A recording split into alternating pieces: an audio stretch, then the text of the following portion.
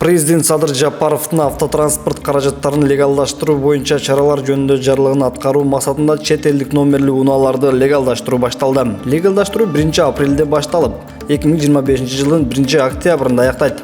Унааларды мамлекеттик агенттиктин бардык аймактык бөлүмдөрүндө легалдаштырууга болот. Канча этап жана кандай шарттарда аткарылары тууралуу транспорт каражаттарын каттоо боюнча мамлекеттик агенттиктин бөлүм башчысы Бакыт Насиров менен кыскача маек курдук.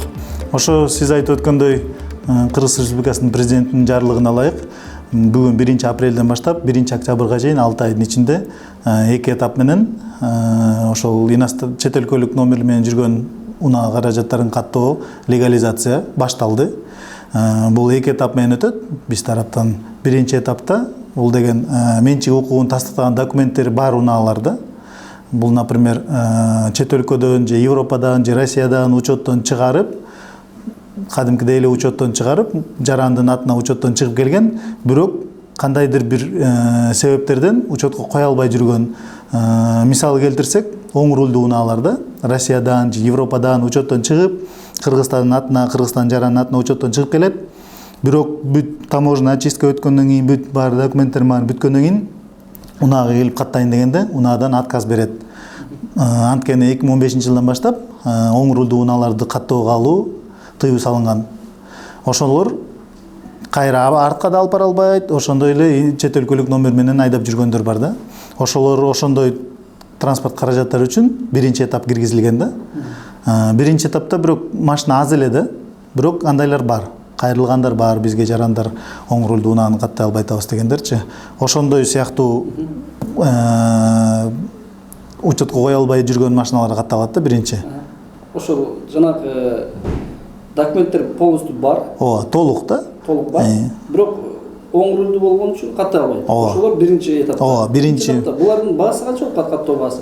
Ошондой эле легализация алкагында коюлган 100 000 сом. Андан тышкары госномер, техпаспорт, заявленияларга төлөнөт. Ал 2 000 сомго жетпеген акча да. Бул унаанын жанагы көлөмүнө, үлгүсүнө карабайбы? Жок, карабайт ага. Общий жалпы 100 000 сом коюлган. 5 литр болобу, объем 1 литр болобу, оң руль болобу, сол руль болобу 100 000 сом төлөйт. Ал деген түздөн түз бюджетке түшөт. Ошол как пошлина кетет.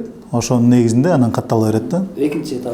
Экинчи этап болсо ошол менчик укугун тастыктаган документтери жок унааларда. Например, ошол эле Арменияны алсак, Армениянын жаранын атына катталган машинаны деле айдап келген учурлар бар да. Ошолор уже ал деген биздин Кыргызстандын жарандыгына менчик укугу тастыкталган эмес да. Ошол машинаны алып келет. Анан атайын бекитилген милдеттенме бар. Ошо милдеттенмени толтурат биздин жаран машинаны алып келгенде. Бул машина меники, издөөдө алынган эмес, розыска берилген эмес, угондо эмес, залогко коюлган эмес деген ограничениялары жок деген тастыктама милдеттенме толтурулуп, анан кол коюп, ошонун негизинде да катталат да. Бирок биринчи ирет булар деген автолабораторияга барып, транспорт каражатынын түзүлүшүн, коопсуздугун тастыктаган күбөлүк алып келет. Сертификат безопасности деп коет, ошону алып келет. Мында баасы 100 000 сом, айта кетсеңиз, баягы кээ бирлер жанагындай барсам эле документ бүтө калат деп ойлошот да. Бул процесс канча убакытты талап кылат? Же бир күндө бүтө? Эми ал деген биринчи бизге 2-этаптагы негизги документтерден деп только эмес эсептелет да, жанагы СБГТС деп коебуз, транспорт каражатынын түзүлүшүнүн коопсуздугун тастыктаган сертификат. Ошол сертификат бул деген таможенный союз менен бекитилген, ошол коопсуздук жаратпайт деген тастыктама болот да. Ошонун негизинде биз уже каттай беребиз. Мамлекеттик номери болот. Анан ошонун негизинде биз деген учетко алабыз, осмотр өтөбүз, заявление толтурулат биздин кызматкерлер тарабынан. Любой бөлүмдөргө кайрыла берет, жакын бөлүмдөрүнө. Анан ошол арыз толтурулат биздин кызматкер тарабынан. Ошол арыздын этегинде QR код болот. Аны деген QR код менен мобилдик тиркемелер менен төлөй берет. Же болбосо код оплаты болот. Биздин отделдерде кассалар жайгашкан, ошо кассаларга барып наличкой төлөсө болот. Бул жанагы азыр Абхазия, Армениядан келген унаалар көп болот да, ошон үчүн эки эле өлкөнүн аты аталып атат да. Бул жерде башка дагы өлкөдөн келген барбы? Мисалы Япониядан дегендей. Ну, Япониядан случайлар жок, потому что аяктан деген жана паром менен келип, алардан андай чыкпайт да, алар без экспорта, по-моему, чыгарбайт болуш керек машинанычы. Мисалы Россиядан келгендер бар, учеттон чыкпай, ошол эле Монголиядан номерлер бар, например. Ошо эң көбү ошол эле Армениялар эле. Такыр эле каттоого мүмкүн эмес болгондор кайсылар?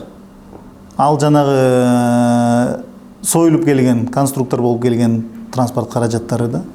Алар кандай өңүттү аныктай алышат эгер ошондой тетик катары келген болсо? Аны деген таможнялык кызмат тарабынан текшерилет. Андан соң Ал уже үчүнчү этап ал деген уже биздин мекемеге байланышы жок. Биз потому что уже каттоого ала албайбыз алардычы. Аларга просто айтылгандай жана мүмкүнчүлүк берилет да, жанагындай союп же чыгарып кеткенге депчи. Ну, пока азыр биринчи этап жанагындай тастыктоочу документтери болгондор дегенден азыр каттала элек. Алар эми келип угуп келе баштайт. Так маалымат сураганы келгендер бар, кайрылгандар бар. Ушундай каттайт элек, бүгүн башталды депчи. Андан тышкары айтып кете турган нерсе, буларга деген каттаганда 10 региондо мамлекеттик номерлер берилет. Жана бул машиналарды сатууга мүмкүнчүлүк жок. Кыргызстандын сырткары алып чыкканга да мүмкүнчүлүгү жок. Только Кыргызстандын ичинде айдоого укугу бар. Такси кызматына колдонууга болбойт.